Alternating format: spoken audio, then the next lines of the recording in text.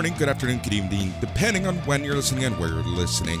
Regardless, thank you for listening. The show is NXT Talk, where we talk about all things NXT. I guess. We're your hosts. I'm Boris, and as always, I am joined by the one, the only, the Matt.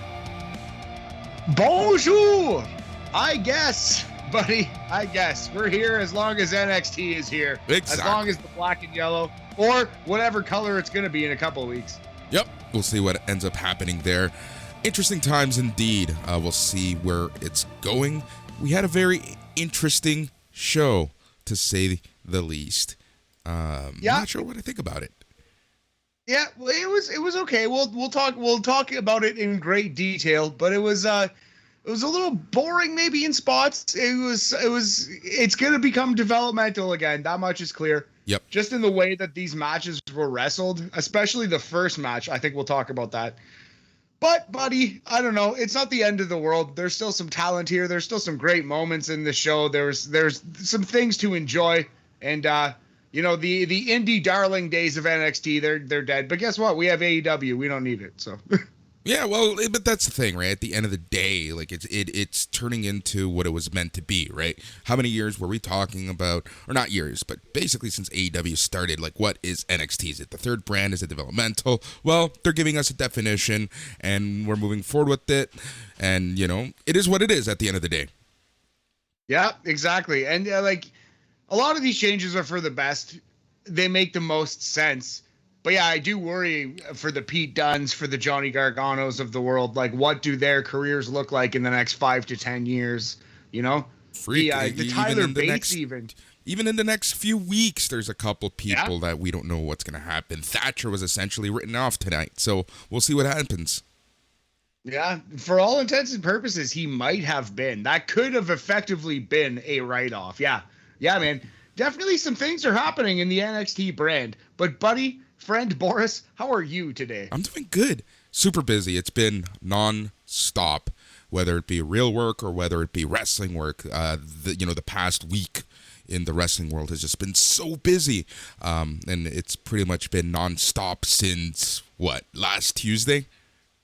Yeah, absolutely. Yeah, so much damn pro wrestling and also real life stuff. Yeah. But yeah, personally, I got some days off here, so I am going to put my feet up, enjoy some time away from wrestling. I think I watched everything I needed to watch. Actually, I haven't quite watched all of SummerSlam 91, but I'm almost through it. I'll finish that possibly tonight. And then, then it's just smooth sailing for the rest of the week for me. Yep. But yeah, man.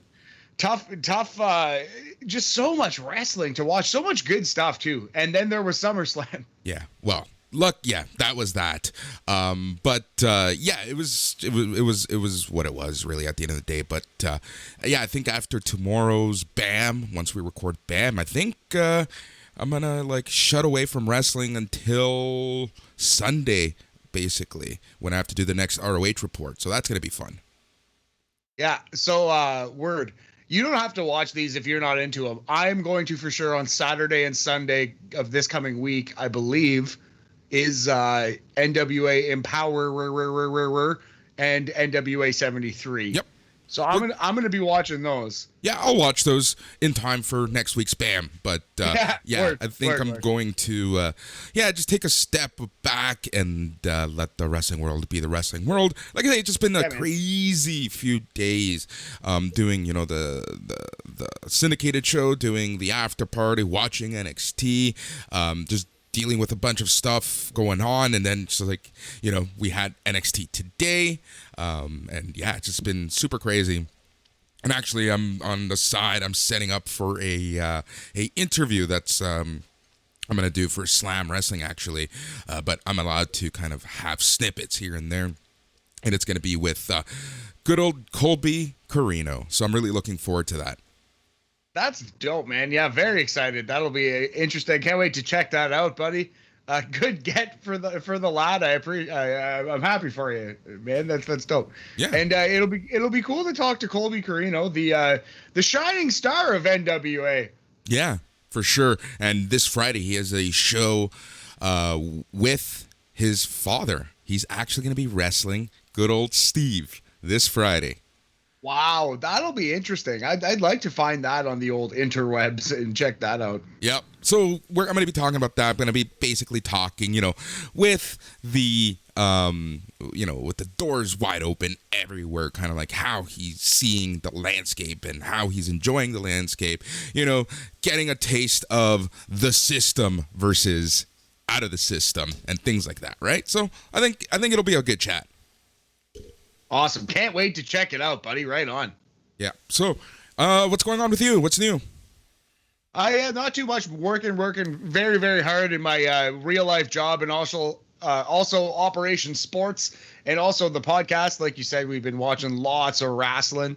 But yeah, I think I've handled all of my business pretty much that I need to handle up until finishing SummerSlam 91 tonight. And yeah, I can actually relax and do whatever the frig I want tomorrow. And Boris, I'm super excited for it. I can't wait. Might sleep in. I might even wake up early. Sometimes I like to be an early bird, buddy. Pour a coffee, maybe, watch a little Sports Center, maybe go outside for a nice Boris-style power walk around the neighborhood. Exactly. Get a couple things. Exactly. I don't know. The world is my oyster, buddy. I might even get on Tinder, swipe a direction or two. Love it. We'll see what ends up happening there. We have a lot to go through today, so let's start with the show. Then we're gonna hit NXT UK Corner. Then there's some Q&A, and we are gonna end the show off with round 1 of the next pick contest and the results from NXT Takeover 36. Yeah, true. I guess, I wasn't even thinking of including that in this one because we picked all the same things. But I guess for posterity's sake, Boris, we can go back over it. Exactly. All right, so let us get started with today's show. Today's show, NXT TV from August 24th, 2021. The show opens up. But before we start with the show, what am I doing? I'm just jumping straight into stuff. We need to talk about the rating system du jour. Yes. So we are the Young Guns. We do, we say bye-bye to star ratings. We like to mix it up every week. Boris, do you know the name for that hat that Ridge Holland wears out? I have idea. I used to know it.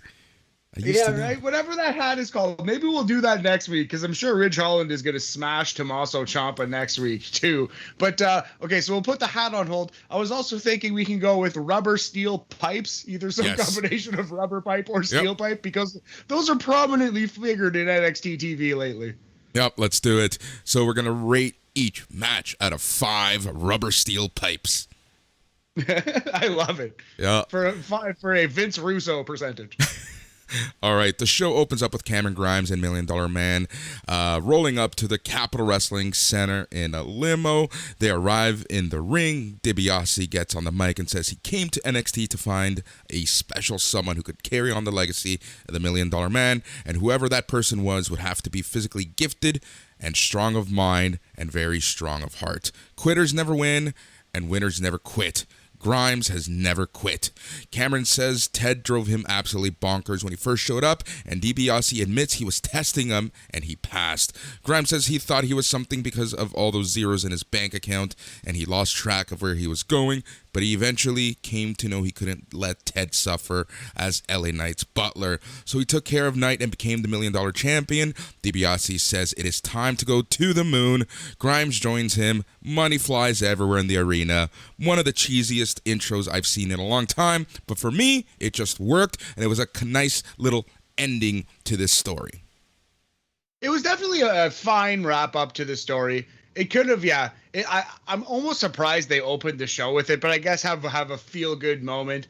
But yeah, it was like stark contrast to see, like, you remember how Rampage started on Friday? Not that AEW and NXT are at all even in competition anymore, but I just thought of the party that was AEW, and thought of that that scene that happens every time they have a show versus where NXT is currently at without fans. And with this thing, like, poor Cameron Grimes, he's trying. Ted DiBiase actually cut a good promo today. Like, he actually did a pretty good job with the microphone. Yeah, he really did. I think it almost makes me wonder, like, if they feed him lines or just say do something, right? Like, it's kind of because we've seen him, like, be awesome. Well, I wouldn't say awesome, but respectable. And we've also seen him be absolutely horrible. Yes, yeah, pretty bad. Yeah, so I do wonder. But yeah, so this was okay, definitely. But like in the grand scheme of where wrestling's at right now, it's kind of a little lame. It was a little lame. Yeah, you know what? It was what it was. Again, get used to stuff like this. This is developmental. One thing that we have to honestly stop doing between ourselves is making the comparison between this and AEW, because they are on different planets right now. They're in different galaxies right now. You're completely right. And you know what, Boris? That'll officially be my last NXT AEW comparison. Let's try to stop as of this moment. But it just that was what hit me so strongly, you know. So I thought of it, and yeah, you're right though. It's not even worth. It's not even a contest anymore in any way. Like, you know. Yeah, exactly. Literally or metaphorically at all. Yeah. Yep. And depending on who you ask, they would say it never was. But that's a conversation for a different day. Recap of TakeOver 36 followed. Ridge Holland makes his way to the ring as we go to commercial. This leads us into Ridge Holland versus Timothy Thatcher.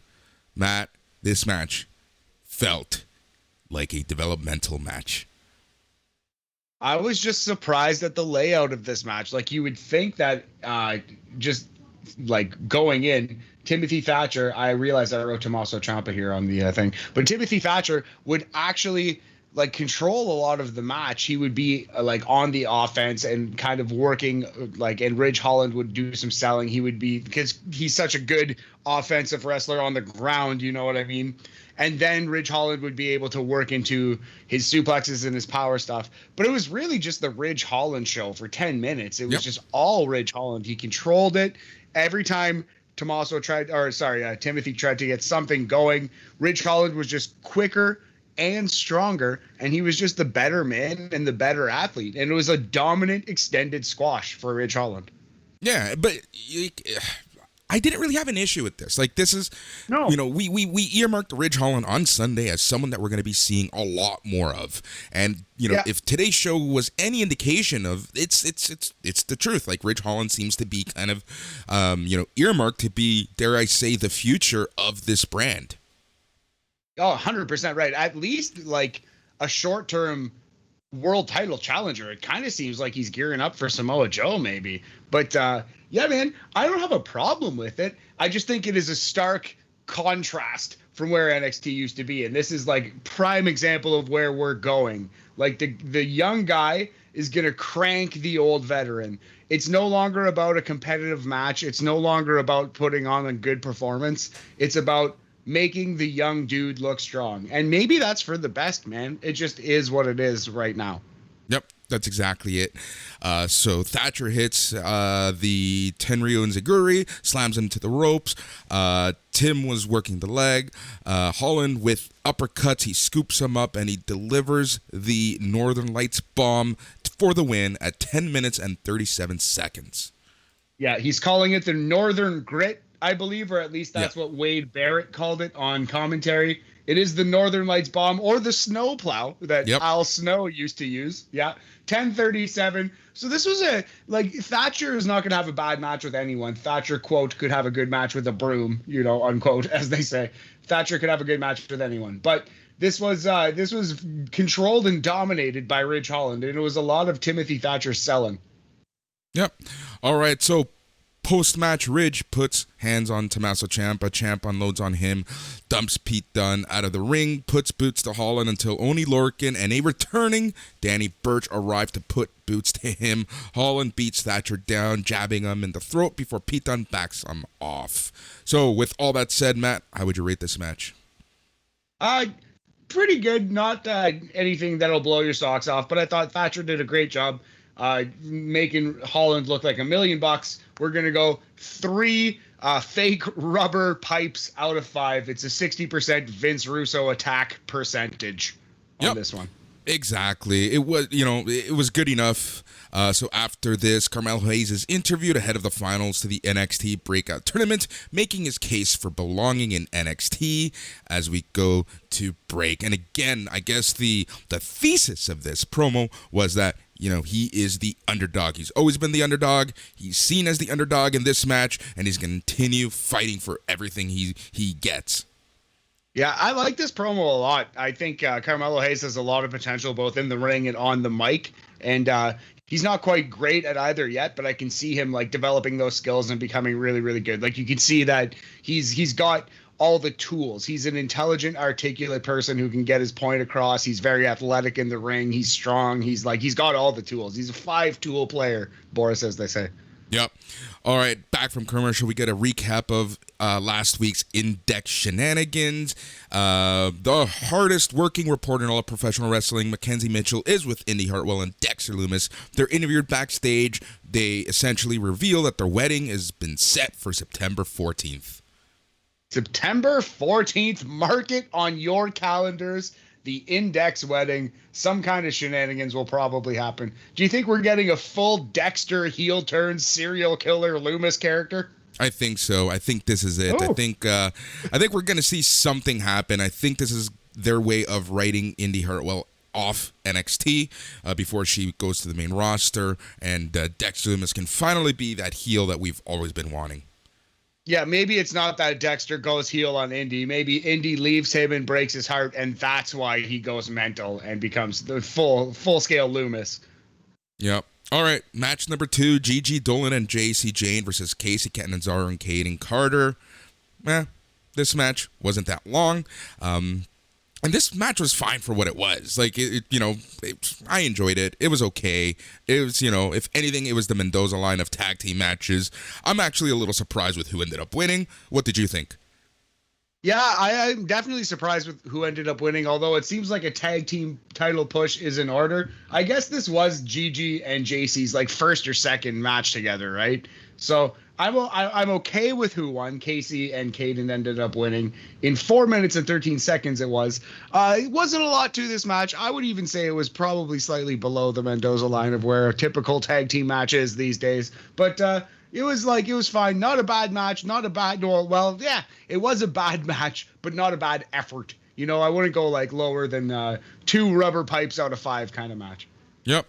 Raquel Gonzalez is interviewed backstage. She says she doesn't think Dakota Kai is done with her and puts Kaylee Ray's accolades over, but says it makes no difference who steps up to the plate. Frankie Monet rolls up and says she doesn't wait in line and she's going to take Raquel's shine and her championship in the process. I'm excited for this, man. Yes. Raquel versus Frankie. That'll be a good match. That'll be a good bit of promos. Frankie Monet is, like we've said this before, she's all the way ready for the main roster. She is a very good promo. Her character is there. Her entrance is there. Her wrestling is there. She lacks nothing. She's ready for the main roster. So I think this is a very it's a natural feud in a lot of ways. It makes a lot of sense. I'm super here for it. Right. Okay, question for you. Frankie Monet, Raquel Gonzalez. Will Frankie Monet just lose and go to the main roster, or is she going to stick around NXT a little longer? Well, what do you think?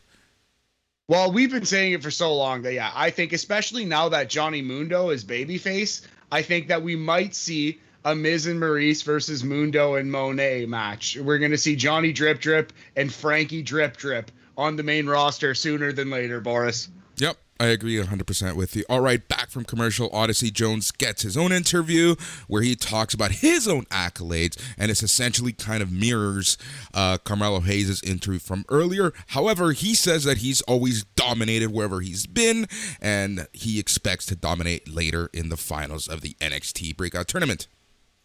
Great, perfectly fine stuff. Odyssey Jones, Boris. He's a charismatic dude. I like him. Yep. Yeah, I enjoyed it. It was, again, like this is what we are to expect in this new incarnation of NXT. People just doing their thing, honing their craft before they make it up to the main roster, whatever that means. This leads us into match number 3, which was Kaylee Ray versus Valentina Feroz. This match did not last long at all. In fact, it was only 2 minutes, 51 seconds, and Kaylee Ray essentially dominated Valentina Feroz. She ended up winning with the Gory Bomb. Yeah, not a lot to it. I actually quite like this match. Like, I thought it was better than the previous one. This was straight to the point. It got across what it wanted to get across, which is, hey, Kaylee Ray, she's a serious friggin' pro wrestler. She's not here to play around. This girl is vicious. She's really good, and she won dominantly with her finisher. Awesome. We're going 3 steel rubber pipes out of 5. Not great again, but it's a very solid above the Mendoza line squash. This is everything you need out of a squash match, buddy. Look, it served its purpose at the end of the day, right? Kaylee Ray is someone that a lot of the NXT audience stateside, they have no idea who she is. So, they've done an okay job of, debuting her with a video, giving her a squash match where she just dominated. So this is the perfect way to just get yourself noticed by the new crowd. Absolutely, yeah. And she needed to have a dominant victory or 2 or 3 because her style is that pit bull, that stay on you kind of style. And you need to see that she's a threat. And a good way to do that is have her squash a couple people along the way. So I really like that a lot. Yep. Samoa Joe is shown arriving to the arena, and this sends us to a break. Back from commercial, we see JC Jane and Gigi Dolan walking backstage. They shrug off an interview, and Mandy Rose tells them that if they want to never feel like this again, they'll come with her and never look back. They shrug again, and they eventually go away with Mandy Rose. So there you go. We got the we got teased a little bit a few weeks ago with this, threesome, and here we go. This is happening. Hot girl stable, hot girl summer starting this fall. Love it. Samoa Joe makes his first entrance as your new NXT champion. He recounts his match at NXT TakeOver 36, emphasizing that he's the first ever 3-time NXT champion. And he says that tonight should have been a night of celebration, but he didn't come dressed to celebrate because his experience tells him that to be NXT champion is to be king in the land of savages, and in the land of savages, there is no time to celebrate.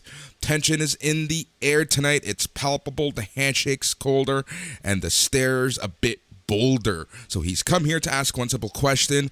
Who will stop staring and actually come here and step up to him? The time is now. The champ is waiting. Let's take a quick break there. Man, oh man. It just goes to show you how good Joe is on the mic. Oh, he's so good. This was by far the best promo on the show. Samoa Joe, he's an orator. He is a poet out there, buddy. He's just such a good promo, man. He's just so entertaining on the mic. Just feels like the show took a step into the big leagues when he showed up and started talking, And yeah, I love Samoa Joe's character, and I like him as the conquering champion. Although everyone knows he ain't holding this belt long. Yeah, but this kind of reminded me of the good old days of NXT 2015, 2016 when Joe was your champion, right? If you remember back to then, they always had your 1 or 2 kind of indie darlings, and everything else was developmental. So anytime Joe or Owens or Nakamura would be on the show, it just like you just said, it just felt elevated, and that's exactly what this entire segment felt like. All because of Joe's awesome performance and the way that he started this entire segment off. So it kind of reminds me, it's okay, if this is the type of show we're going to get, I'm comfortable with this. Well, 100%, yeah. And Joe, I don't want to say outclassed because that's rude, but I think he was markedly better at promos than everyone who followed, significantly, noticeably better. Yep. And the first person that followed was Pete Dunne. He answered the challenge. Dunne says they've been face-to-face enough times that Joe should know the truth. He ain't the baddest around here, so head to the back, fetch William Regal, and make the match. And then came out someone I was actually shocked to see. That was LA Knight, or as I like to call him, and Kyle O'Reilly effing stole from me, La Knight. He says the chills going down Joe's spine are fear, and at TakeOver 36, he watched him take all night to take out a guy I'd have taken 43 seconds to dust. If Joe's got enough tingle in his loins, he'll be his first challenger and his last challenger. He goes to get into the ring, and Pete Dunne threatens to break every one of his fingers if he gets in the ring, or takes one more step, I should say. That gets Knight to back off and claim he's just there to chat. Let's take another break. All right, so what did you think of LA Knight and Pete Dunne and their little part of this segment? I feel like LA Knight's going to the tingle in the loins thing a little too much these days. I've heard that a couple times. Don't turn that into a catchphrase, buddy. You can do better. But yeah, I don't know. They did okay. Kyle O'Reilly did okay. LA Knight did LA Knight things. He's fine. He's a perfectly good Mr. Kennedy 2021, as you've said, Boris. But yeah, everyone talking here just made me think, man, Samoa Joe's good at promos. Yep. And then entered Kyle O'Frickin-Riley. He says he and Samoa Joe and Pete Dunne know each other well enough, but LA Knight hasn't been introduced. But the only thing that Knight could win is a Stone Cold Steve Austin vest knockoff contest. And a matter at hand, he respects the hell out of Joe, and he's not here to talk his way into a title match because he's earned a title match. And this is when Ridge Holland blindsides Kyle O'Reilly, takes him out. Dunn advances on Joe, but Tommaso Ciampa hits the ring and attacks him, leading Holland to nail him with a headbutt, not a butthead, a headbutt. Knight tries to cheap shot Samoa Joe, but gets headbutted to the floor. Cameron Grimes, and then, that's how this ends. Whoa, yeah, headbutt, wow. Sorry, that was my Beavis impression. It was pretty terrible. So yeah, this was a fine segment, but again, like all of the shenanigans that happened just made me think, boy, Samoa Joe's really good at the promo thing. Also, I feel it's pretty funny that Kyle O'Reilly got smashed twice in the ribs on this show. They didn't do the rule of threes, I guess because they didn't want to turn it into a joke, Boris. But I would have had a third guy come out and hit Kyle in the ribs just to put a bow on it. Yeah, I know, right?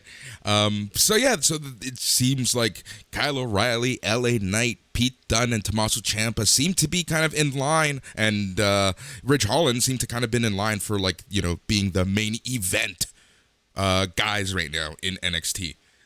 Yeah, I guess we'll probably talk about next week's card at the very end of the show, but okay, so let's just do it now. We have Ridge Holland versus Tommaso Ciampa. I think Holland wins that easy.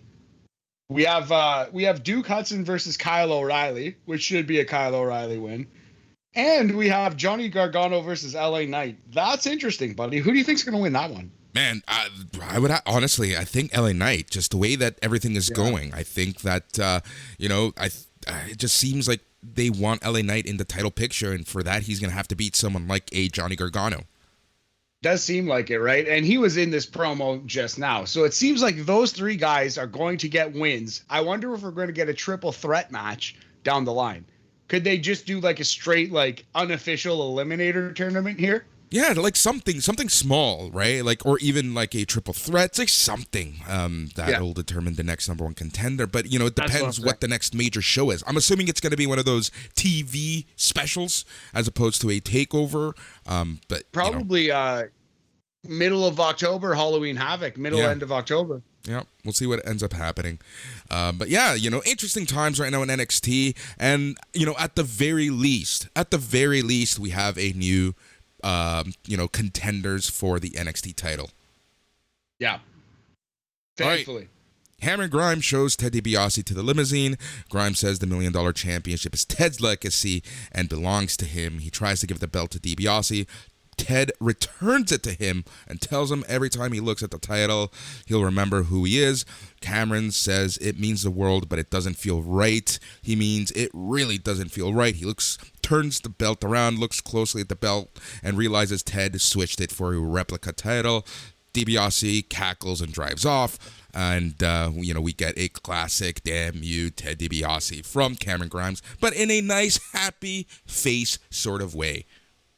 So, Boris, I think you were right in saying that he's never going to defend this title and they're just going to write it off. I think this was the official write-off. Ted DiBiase left with the actual $1 Million title. Thus, he is, once more, the possessor of and inarguably the actual $1 Million champion. It makes sense. Like, I never expected the $1 Million belt to be around much. If anything, again, it was to kind of build Cameron Grimes as the new money guy, especially with this new character that he has, right? So to me, it just made sense. And this is a nice little way to get him off, and it everyone won at the end of the day, even LA Knight, I think so, yeah. And your mileage may vary on the feud, and some of the promos kind of sucked. But honestly, I thought two of the matches were great. The ladder match and the takeover match most recently. I thought they were both great. So, hey, I liked it overall. I will remember it with positive vibes and positive thoughts.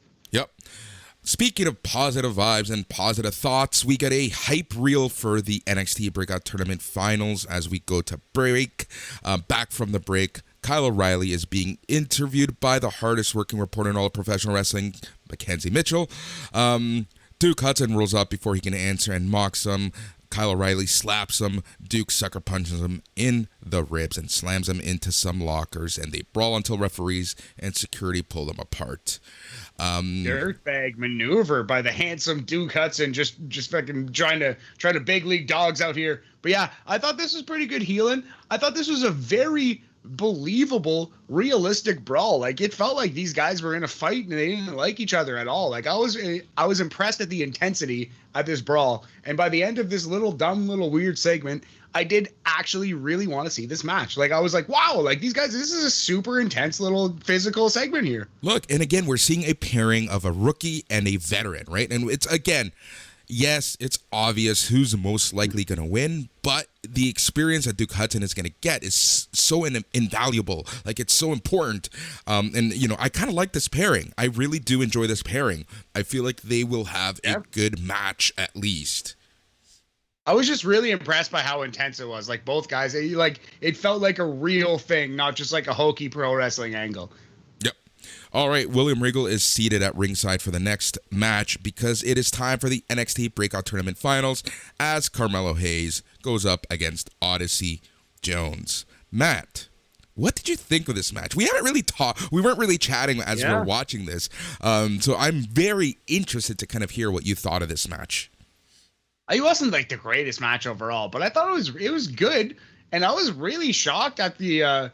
To be honest, Boris, I spoiled this show for myself. I did read the spoilers, and it was one of those things where I was like, "Huh, really? Am I reading this right? I guess we'll see." And I did read it correctly. Carmelo Hayes wins the NXT Breakout Tournament. He slays another giant on his way to claiming the crown. And yeah, it was a pretty good match, man. Odyssey Jones is very limited, as they say. He's just very green is another word they use a lot. He's very, very new to the wrestling business. But he's got a ton of potential. But he's not out here having 5-star Kenny Omega matches yet. Exactly. You know? There's nothing wrong with that. And I feel like Odyssey Jones is the type of character who, you know, what they should really do with him is give him 5 to 10 moves that he knows how to execute really well as a big man and continuously use them. Right? It's the... It's the way to Vince's heart. Just do, if you're a big man, right? And I feel like that's what they're gonna end up doing with him because there were times in this match that looked a little on the dangerous side. A little iffy, a little AFC Valkyrie, but yeah. Love it. Yeah, man. Yeah, no, definitely. Like there was a couple moments. Well, I believe Carmelo came up with a busted lip or nose. I think it's lip. But they were beating the heck out of each other. But I still think overall it was a good match, and it was a fine final to this tournament. I feel like this tournament wasn't as good in the ring as last year's tournament, but I do think they've created a couple stars here: Duke Hudson, Ikemen Jiro, and the two finalists at least. Yeah, at the very least, 100%. And I also like the fact that Carmelo Hayes did slay the giant, but he did it convincingly because it was just with a crucifix pin at 10 minutes, 33 seconds. Yeah. So your winner and NXT Breakout Tournament champion, Carmelo Hayes. I'd give it 3 Vince Russo pipes out of 5. 60% rubber pipe percentage on this one. Yep, so after the match, William Regal presents Hayes with the contract to face any NXT champion of his choice and congratulates him. Hayes thanks Jones and says he's no joke before saying it's too early to pick a champion to face, but when Carmelo Hayes shoots, he doesn't miss. Yeah, good promo from Mello. Again, I like too that he kind of just brushed it off. They were like, "Hey, well, what title do you want?" He was like, "It's too early, come on." But here's my babyface promo, so let's just focus on that. And I really like that. But why even ask him? You know, why even like kind of make that awkward moment? It was very, very small. It was just like bad writing, in my opinion. But it's small nitpick. Especially anyway, when you control the outcome of everything, right? Like you gotta. That's what I mean. That's what it comes down to. Like, yeah, in sports, this happens all the time, and I know that we make the comparisons. We always say that we love it when it has that sports feeling, but sometimes, you know, in making your reporters and your announcers not look goofy, you can control kind of what happens. Anyways, I don't want to pick the nit on this. We should probably just move on because after this, we got a promo from Pete Dunne, Ridge Holland, Oney Lorcan, and Danny Burch. They say a lot of stuff in front of a brick wall, and it's your typical promo that these are the baddest guys. Timothy Thatcher's going down. Yada yada yada. Peaky Blinders promo. Yeah. That's pretty much it. He says Samoa Joe knows how this ends with the Bruiserweight as NXT champion. Danny Burch takes turn, and Oni Lorcan say they never actually lost the tag titles, so they're the rightful champions. I kind of like that touch. Ridge Holland says he's going to make sure Ciampa ends up just like Thatcher on the shelf. Yeah, so Oni and Danny versus MSK could be a pretty interesting couple matches, a little feud there. I'm excited for that. Let's do it. Let's do it with this group. Yep. You know what's scary? Well, you know what's funny? And it was at this point where I'm like, man, if anyone's ever missing from an episode of NXT, like obviously missing, like the grizzled young veterans, for example, I'm always concerned for them now. Yeah, absolutely. Oh man, they're in danger of being lost in the shuffle. The grizzled young veterans, they lose too much for my liking. They're a really good team. Yep. Back from commercial, we get another recap of TakeOver 36 and the promise of an Ilya Dragunov appearance next week. And this leads us into, whatever. It's Boa versus Zion Quinn. So this match comes in the ring, and I'm like, okay, I don't know if I missed it, like when I was reading the spoilers, because everything else that happened in this show happened exactly how I remember it in the spoilers. But I don't know if I just like scrolled over it. I don't know if it just didn't register in my head. But I was ready for this match to just end in Boa killing this guy. You know, like I don't even recall. I just don't even recall reading that Boa lost. Yep. In a minute. Yep. In a minute, 10 seconds, Boa loses Boris, not even to an exciting finishing move, not even to like the standard roll-up. Boa loses to a flying forearm. Yep. Zion Quinn is like Tito Santana. Yeah, dude, I honestly have no idea what to make of this. After the match, Quinn turns away from Mei Ying on his way out, decides to leave through the crowd, and that was it. Like, here's the thing. I understand how many, like, they try to get 5 or 6 matches on the show, but you have something like this that makes absolutely no sense. Give the main event a little bit more time. This is absolutely useless. Put this on, like, 205 Live if you're going to do it. If you're going to do a weird... They have 205 Live. They do use it. It's basically the main event of NXT, like the main event show. Like, the main event of, yes. You know, like... Yeah.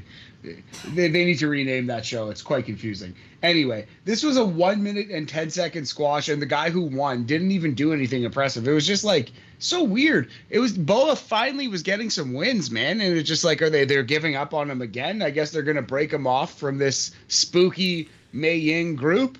I guess this is it. Like, again, I go back to what I just said. Like, anytime something happens, anytime something anyone gets their ass kicked, anytime something like borderline embarrassing like this happens, you just have to wonder about what their future is. Yeah, it's sad but true, man. Definitely. So yeah, I pour one out for young Boa, maybe. I don't know. We'll see. Johnny Gargano is backstage begging William Regal to cancel the Hartwell Loomis wedding. Regal says it'll make great TV seeing Gargano go cuckoo bananas. They argue about how to pronounce bananas. LA Knight rolls into the scene. They yell at one another, him and Gargano, that is. Regal kicks them out of the office as we go to break. A fun little promo, but Johnny Gargano, this was like more annoying Johnny than entertaining Johnny. It was fine though. It was all right. Yeah, I had no issue with this, but I had issue with the next thing because Diamond Mine, something that I was looking forward to, something that I thought had so much potential because of the competitors in the group, because of their talking piece, and dude, it's failing on every possible level. Well, they're losing all their matches, and Malcolm Bivens is trying. He's still a good speaker. Like, this was still, like, in a nutshell, a decent promo. But you're right. Like, they're just so cold. Like, it's Roderick Strong who looks, like, unmotivated and kind of sad. And it's the other wrestler, Tyler Rust, has been fired. Hideki Suzuki has a weird name and doesn't even get to wrestle. So what is this group other than just like, yeah, I don't know. Roderick Strong needs to, they are doing an open challenge. It needs to be a really good match next week. Yep. So Malcolm Bivens is in the Diamond Mine training facility with Roderick Strong teaching a masterclass. He says they push themselves beyond limits, unlike Kushida, and that's why Roddy is going to have an open challenge next week and prove to the world what a champion he really is.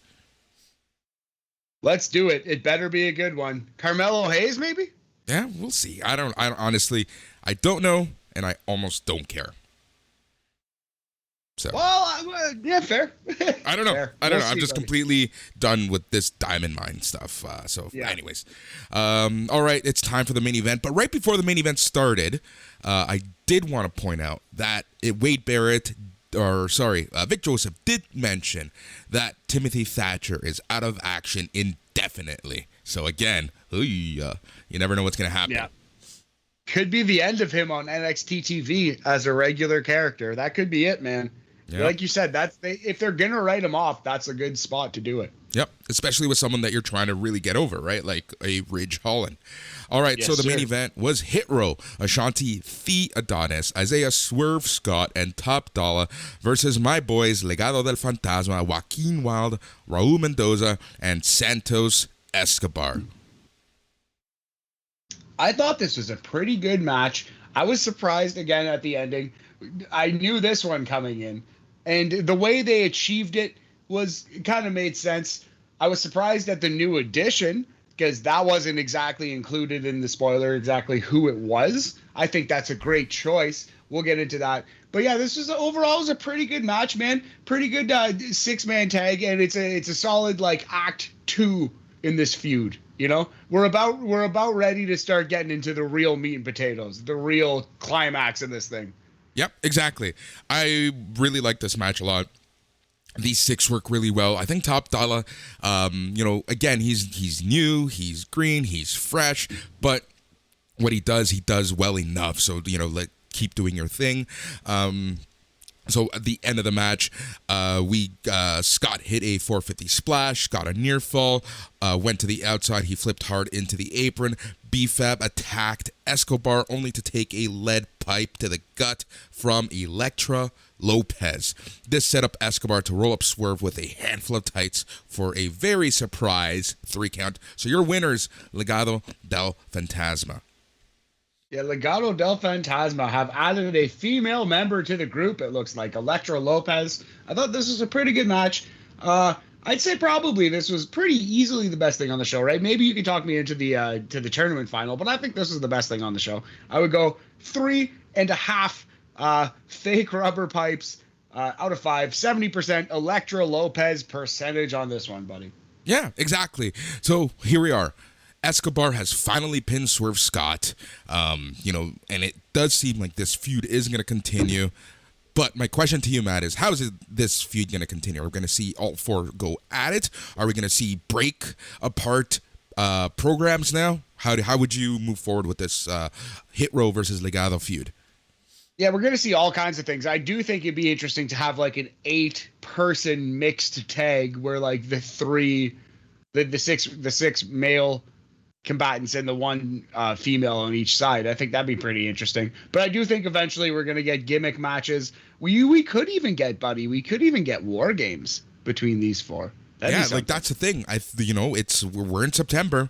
We're 2 months away from war games. This could be it. I actually hadn't thought of that. I think we're looking at this for your war games match in November, December. Yep. Yeah, we'll see what happens. So that's the show. Matt, overall, how did you feel about this show? We kind of hinted at it being different. I'm still a little indifferent about it. I thought that it had really good stuff and bad stuff. In terms of, anyways, what did you think? Slightly above average for a pro wrestling show these days, especially for a WWE show. I mean, it blows the pants off of Monday Night Raw, but very, very, very, very low praise there. Monday Night Raw sucks and is unwatchable. This was a 3 rubber pipes out of 5 kind of show, like a C if you're being generous. 60%. It was all right, buddy. It's where NXT is at. The opener was fine. The tournament final in the middle was fine. I really liked the main event. There were a couple of interesting things. Cameron Grimes is the best babyface in the entire company, in all of WWE. He's the best babyface. NXT is it's going through some changes. Time to make some changes. Yep, that's pretty much it. All right, we are going to jump over to the other side of the pond as we talk NXT UK.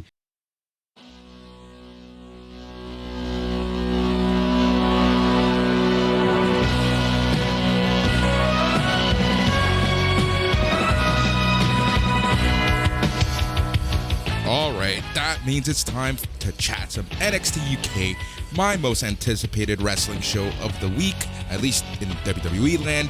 And once again, it was another fantastic, fun hour of professional wrestling that we got in NXT UK. Yeah, quick, digestible. I watched, not to compare and stack whatever, but if you're talking about 1 hour shows, I watched Ring of Honor and then this back to back, and this was better. I like this more. It's more entertaining. It's a quick, easier watch. I like the characters. I like the promos. Just good. It's a good show. They both are desperately lacking fans. 100%. 100%. Especially now. It's just like, come on. Like, we really need the fans back. Especially because some of these matches are so good, and you know that they would be so elevated with fans, right? Like, even a Walter Dragunov 2. Can you imagine that in a 15,000 person arena or even a 10,000 person arena? If you want to say, honestly, I almost didn't give it the whole 5-star rating because of that reason, because it would have been so much better. But you can't fault the men in the ring for that, right? So at the end of the day, I felt like that was a nit that I didn't want to pick. But I completely understand that, man. You're 1,000,000% right on that. And I think there are a couple matches on this card right here that would have benefited greatly from being in front of a lively, even small, lively crowd. Yep, exactly. So the show kicked off with the NXT UK Women's Championship as your champion, Meiko Satomura, went up against Stevie Turner. This match was pretty fun. It was Stevie Turner. I'm not too familiar or know too much about her history, but overall I think that she did fine against Meiko Satomura. I think this match was fun. It was a nice little opener, and I do think that this match would have benefited greatly from a few people live in there. 100% agree. This in the main event, especially like the title match aspect. Stevie Turner, probably the biggest match of her career. She's like a new character, right? New to the scene of NXT UK. She's doing kind of like the punk girl thing. I actually kind of like her. She performed pretty well here. It was very good. But yeah, this would have benefited greatly from being in front of people, as we have said. But yeah, Meiko did well here. Perfectly fine match, man. NXT UK doesn't really have too many bad matches. I thought this was really good. Yep. So Meiko won with an STF. Turner had no other choice but to tap. Your winner and still NXT UK Women's Champion, Meiko Satomura. So how many crumpets, how many supernovas would you give this match? We're going to give this 3 supernovas out of 5. It is a 60% supernova percentage on this one. 7 minutes and 3 seconds. Could have seen a little more out of it. I would have liked it to go a little longer, but it was what it was. Good match all the same.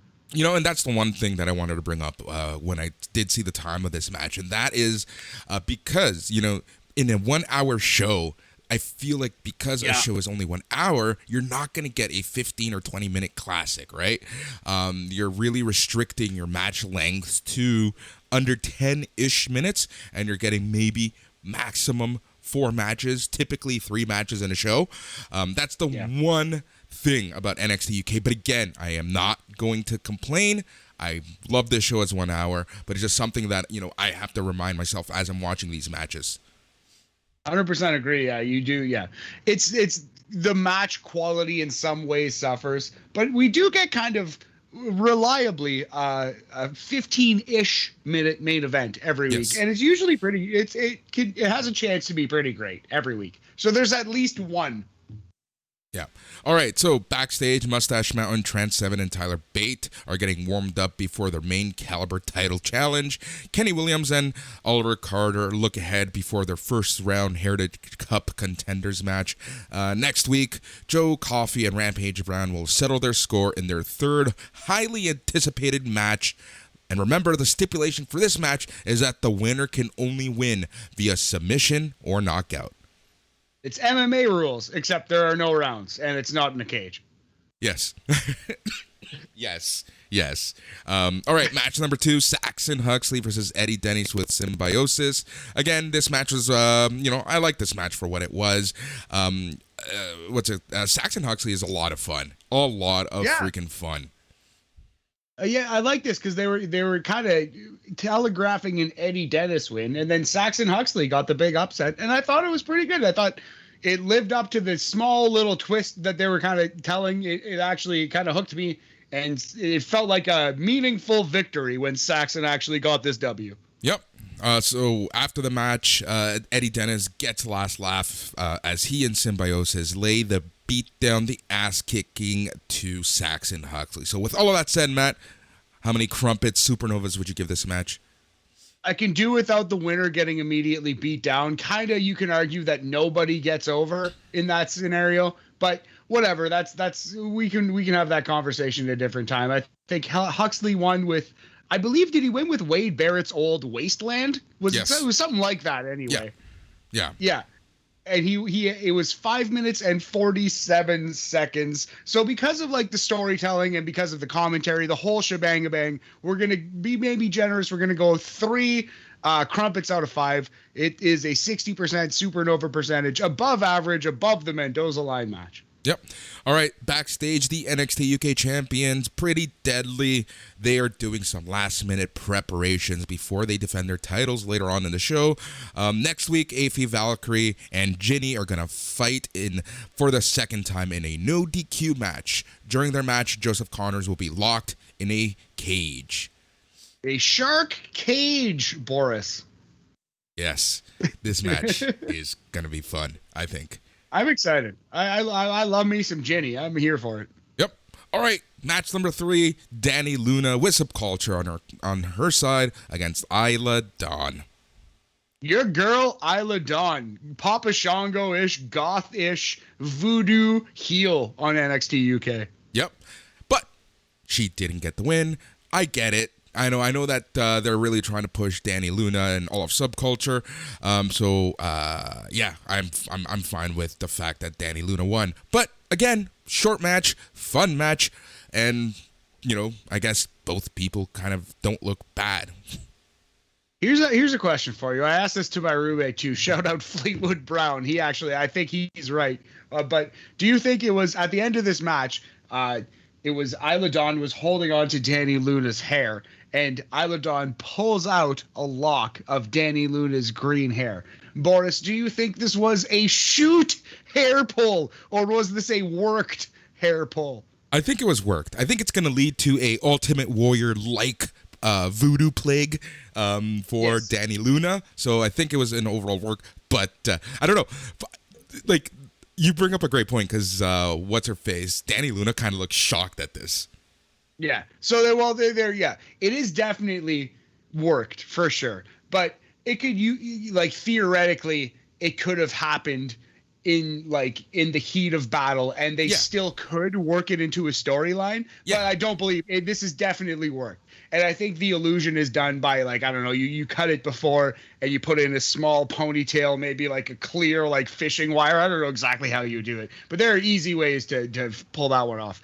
Anyway, it was just a funny thing. But you're right. My bigger point of this is, Boris, are we not getting a voodoo doll gimmick out of this, buddy? And I cannot wait for it. I am, again, I like a little cheese with my wrestling. Not too much cheese. It doesn't need to be Limburger, but it can be a real Gouda cheese. I am for it, buddy. Just a little, a little sprinkle, a little queso, just a little tiny bit. A little queso fresco for your taco, right?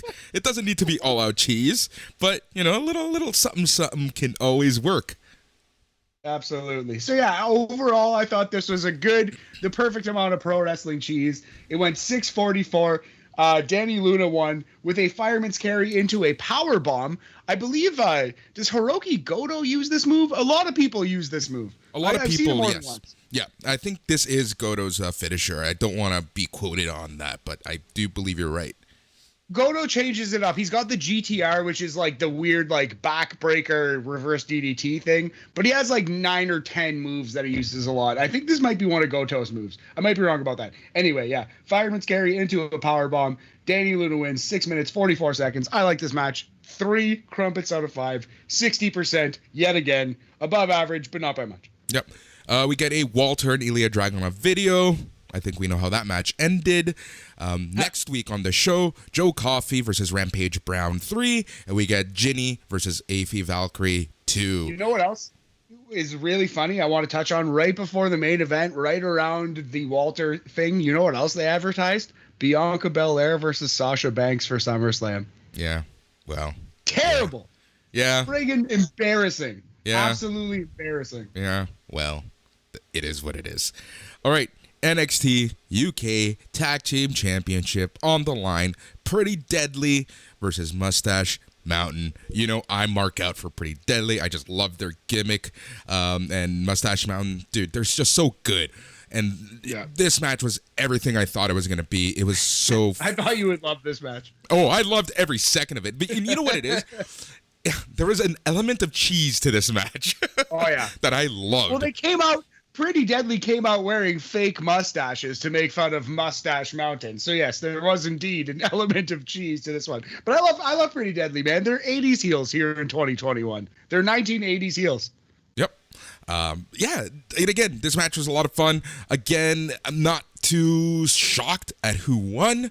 I think that they're going to keep the belts on Pretty Deadly for a while. And, you know, Mustache Mountain kind of have their own thing going on. Like they've kind of touched other feuds, so overall it made sense. Bait especially, but Bait and Seven as a whole do not need these titles right now. Pretty Deadly need these titles right now. They're building themselves. They're like they're. You know what's funny? I think it was Nigel, one of the commentators, I believe it was Nigel, said that Edge is watching a lot of Pretty Deadly on the network, and Edge is a big fan. You know what? These guys remind me a lot of very young Edge and Christian. Yes. It's that element of just like, you know, not taking yourself too serious, right? Yes. Having fun and making jokes and just being like, again, I know we've said this so many times already on NXT UK Corner, but it's just being cheesy. Like, you know, you got to be a little cheesy, and that's something that, you know, I find that WWE doesn't do well. Like, they take themselves so serious, even on programs where you need to be a little cheesy. You know, this is why, in my opinion, a lot of things with The Fiend kind of failed, because they took it so serious when you have this completely outlandish thing. And I think this is where The Undertaker was just perfect, right? Like, yes, his character was very serious, but the way that, Mark Calloway portrayed him, it was just the right element of not taking it too serious, for lack of a better term. Exactly right, man. There was just enough camp in there, just enough, a little bit of kitsch, just a little bit of camp in there, and that was enough to, like, not like wink, wink, like break the fourth wall, but you kind of knew that he knew it was a gimmick, and he was living his best life as the gimmick, you know, and that's made it so much better. So. Yeah, and then you have the other side of the needle, you know, a Kenny Omega, and I'm not comparing the company, I'm just comparing the wrestler, you know, where it's a little too much camp, right? Yes. Yeah, way too much camp for me, but yes, yeah. Yeah. So Pretty Deadly end up winning with their spilt milk finisher. Matt, how many supernovas would you give this match? There's a couple things I really liked. I liked the fake out, throwing the towel in, where the Pretty Deadly guy like threw a towel in and then hid behind Trent Seven so that the referee would think that Trent Seven threw the towel in to submit Tyler Bate. I actually thought that might be the finish. I'm glad it wasn't. I thought that was a really clever spot. This is the kind of match that when I finished it, I was like, oh, that was really good. And then I'm reading my notes and I'm thinking about all the things that happened. And I'm like, oh, man, this match was great. And I want to watch it again. So You know what, Boris? I'm gonna maybe be generous, and maybe I'm just feeling a little like friendly tonight, but I'm gonna go as high as 4 crumpets out of 5. I'm gonna say this was a great match, but I will reserve the right to change this because I'm going to watch it again, because I'm just going through these notes and I'm like, man, there's so much in this match that I actually loved. I really like these guys. This spot where I believe it was Tyler Bate pulled the rope down, and was it Howley? Was it Howley that hit the ground like an absolute sack of bricks? My God, did Howley hit the mats here? Oh, it was an over the top rope, pull the rope down bump like I've never seen before in wrestling. There's a lot to love in this match, so I'm gonna go as high as 4 out of 5 for this one. I thought it was a great wrestling match. Beauty, beauty, beauty. So that was NXT UK, another awesome hour of wrestling. All right, so weekly Q&A thread went up earlier today. Some people got some Qs, we got some As. I have no idea where I was going with that. You know, sometimes when you just talk. I'm glad that's where you went. Like, there are times where I just talk and I realize I am just saying random words in my head and I'm not even like, oh no, I'm speaking before I'm thinking. Yeah. And it happens like at least once every episode. And I'm like, what am I saying? Am I making sense? Do I need to shut up? Yeah, that's hilarious. Anyways, that was my once a week when I just start talking. All right, so again, thanks to everyone who gets some cues for our A's. I guess the first question here was from Jake Eleanor, and he wanted our thoughts on the Nick Khan interview with Ariel Helwani. So yes, you go first. I have a quote that I wrote down. Let me find it. You go first, buddy. All right, so I'm going to reserve the overall, changes in NXT discussion. We've talked about that so often. Well, we both have said, it makes sense for WWE. What I do want to talk about is Nick Khan in terms of him as a speaker, in terms of him as a businessman. The one thing that, for me, is off-putting is the fact that he's a businessman first, and he's clearly not a wrestling guy, right? And again, this is a symptom of WWE being a public company. They need that business person up front. Nick Khan can talk the talk for business people, but I know that he can rub wrestling people the wrong way. And there was a specific quote, and it'd be hilarious if it's the one that you're going to talk about, and it's when he talked about indie wrestlers. Buddy, in terms of an NXT rebrand, look for it. In the next couple of weeks, it's going to have a whole new look. It's going to have a whole new feel. And we believe, as a lot of the, quote, indie wrestlers, unquote, and I'm putting that in quotes because he did the finger quotes, but this is all of Nick Khan's quote, if you will, have come through our system and are now in our system with SmackDown and Raw. We don't want to just keep doing that same thing. We want to look elsewhere for great young talent. That's the exact thing. If you're Adam Cole, you're like, well, better go to AEW, I guess. But here's the thing, and it's something that I always need to remind people. There's two things. Number one, we don't know kind of where their head's at in term, and we were also asked by Joe Aguinaldo, is Adam Cole done with WWE? Is he back in NXT or going to the main roster? So let's kind of bring these two topics together, because I think this is a perfect way to kind of segue into many things and many discussions. Adam Cole, we don't know where his mind's at, right? Like, what does he want from the future? Is he looking for a paycheck, or is he looking to make a splash in the wrestling business? Is he looking for both? For all that we know, AEW can offer him both, right? It really depends kind of where their mindset is at. It's also something that we talked about on Sunday during the after party, and it was specifically we were talking about Johnny Gargano, with a little one on the way. Where is his mindset? The other thing that a lot of people tend to forget, and us as jaded WWE fans for sure forget. These guys, most of these guys are younger than you and I, Matt. And most of these guys, only had WWE to watch. So for them, in their career, when they started their career, when they wanted to become wrestlers, that was it. That was the show. That's the end-all, be-all place for professional wrestling. Yes, it's changed now. Yes, there's AEW. But for some people, WWE is the show, is the place, is the destination. right? Like, Yeah, and we can't deny a childhood dream. Oh, man. Comedians are always going to want to be on Saturday Night Live, despite the fact that people have said that that show has sucked. It started in 1975. People have said that that show has sucked since 1977. Man, honestly, like this SNL has been dead since the third year that it was in existence. And it's going on like, what, 55, you know? So 60, 70, how many? 100,000? Anyway, I 100% agree with you. The institution is always going to be important. It always will. Having said that, I think actually Adam Cole is going to leave. I didn't think that until I saw CM Punk and I saw the end of the TakeOver match. And I don't think they would have ended Adam Cole versus Kyle O'Reilly the way they did if Adam Cole was going to become a conquering hero on the main roster.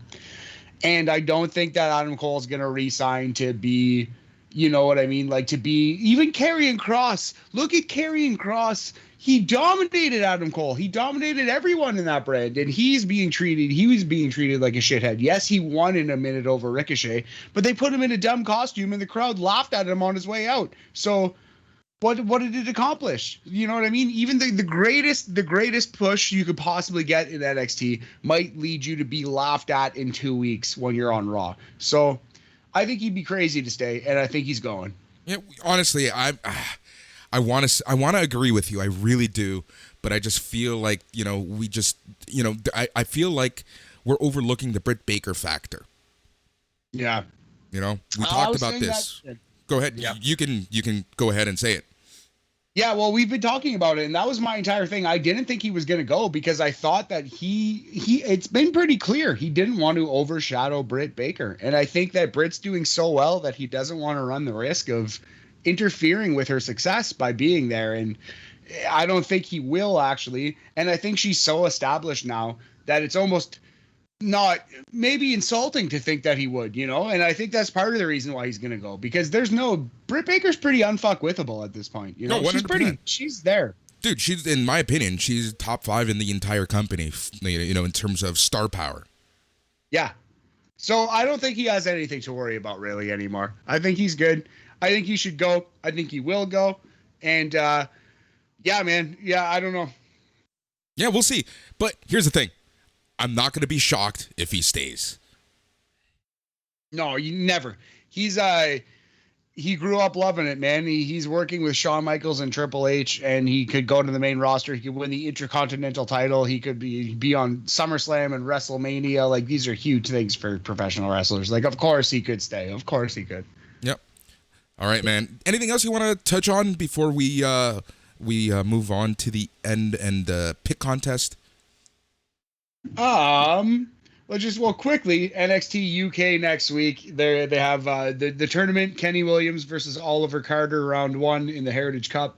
There's the Shark Cage match, Aoife Valkyrie versus Ginny, and Joe Coffey versus Rampage Brown in the KO or submission only match. That's NXT UK. NXT proper next week. We have 4 matches announced. We have Duke Hudson versus Kyle O'Reilly, Ridge Holland versus Tommaso Ciampa, Johnny Gargano versus LA Knight, and Roderick Strong versus mystery opponent Boris. Also, Ilya Dragunov appearing. So, some interesting things coming up on NXT Talk next week. And other than that, no, I think that's pretty much it. Let's touch on this here TakeOver prediction show where I think we both kind of cranked it, buddy. Yeah, I think so. Pretty good start for us. Do you want to talk about it? Yeah, of course. Awkward silence aside.